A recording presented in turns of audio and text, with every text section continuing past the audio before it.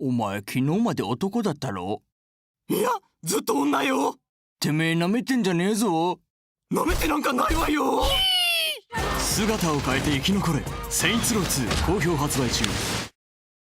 You may remember a few months ago that I covered the Japanese version of Saints Row 1, and surprisingly, the game had very few alterations and censored features. The only standout changes were the text, dead bodies quickly vanishing, and Samantha having her model replaced with a random stripper NPC. However, Japan stepped up their policies for Saints Row 2 and 3, and today we're going to see every modification made by Volition to make their games passable. Now, when getting the Japanese ports for this video, I originally bought the two games for Xbox 360. I honestly didn't think it would matter, but beyond the case and disc, there aren't any changes to the game itself. I guess since Japan is centered around the PlayStation, Volition didn't bother altering the Xbox versions. So, after learning that, I bought the games again for PlayStation, and something I quickly want to say is that the PS3 is a nightmare to record. Since Sony encrypted the HDMI sources on the console to prevent pirating, it took quite a few hurdles to be able to record HD quality gameplay. And here is the 37th attempt to get this recording. We got a signal, it looks like. I think this might be it. With that said, let's jump into Saints Row 2. When it comes to the game's translation, it was handled nearly the same as Saints Row 1's port. Obviously, most of the text was changed to Japanese, and the font was altered to something you'd see in a Capcom or Nintendo game. No new audio was captured, instead cutscenes have Japanese subtitles, which Volition handled a lot better here. There isn't a large black bar that takes up the bottom half of the cutscenes. The only other recurring change from Saints Row 1's port is NPC bodies fading away near instantly. Sadly, this cripples the shock paddle since NPCs disappear too quickly to be revived. That's it for returning changes, but it's nothing compared to the censored features Volition made for the rest of Saints Row 2. For example, you can no longer take human shields. Anytime you grab an NPC, your player will immediately throw them. This makes it a bit more difficult to destroy homeless shacks in the third mission, but now they can take more damage from gunfire. In the Brotherhood mission where you take Jessica hostage, she'll instead become your homie until you walk to the back of her car. The only time you're able to hold a person is if you're playing crowd control, so at least the feature wasn't completely removed.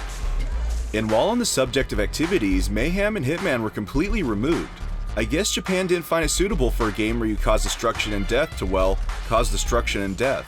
Removing these activities also makes it impossible to unlock certain rewards. So discount crib customization, unlocking grenades, the flamethrower, and the annihilator in the weapon cache, plus infinite rifle ammo are a no-no in this version.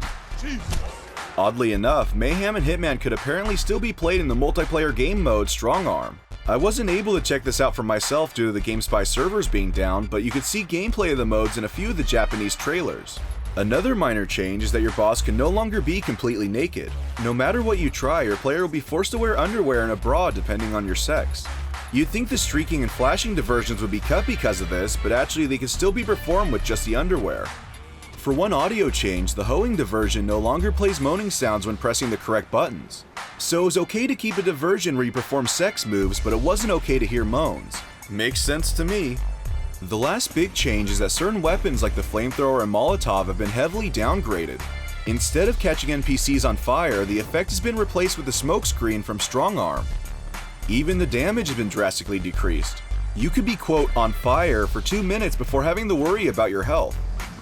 Moving on to Saints Row 3, there are considerably less censored features compared to Saints Row 2, but nonetheless, they're still just as fascinating. This time around, no activities or combat moves were cut, but you still couldn't play fully naked. What's interesting about this is that Oleg's naked skin during Belgian Problem had to be changed to his default model. This was probably confusing for Japanese players since none of the dialogue during Oleg's parts were changed. Man, like I said, last time a big naked dude. One other small difference is that you can no longer explode the heads off brutes. No matter which finisher you perform, their head won't be removed. Now, if you're any bit familiar with Japan's censorship laws, you'll know that any form of male genitalia can't be shown, no matter what the film or game's rating is. This means that Volition had no choice but to remove every single dildo in the third and heavily censor the penetrator. So locations like Safe Word are missing their charm without seeing dildo machines, dildo walls, and of course dildo ceiling fans. As for the penetrator, the balls, veins, and head on the shaft were removed and the color was changed to a light pink. This altered version of the penetrator is known as the Suspicious Bat. It deals out the same damage and has jiggle physics, but is missing all the fun of killing your enemy with a giant wang. Well, there you have the Japanese versions of Saints Row 2 and Saints Row 3. It's pretty fascinating to see multiple games from the same series have such drastic censored features from the same country. If there's a cut feature or change you found particularly unique, please let everyone know in the comments below. Before ending today's video, I'd like to give a special shout out to my Patreon sponsors. Like always, thank you for watching, and I'll catch you guys next time. やんのかこら。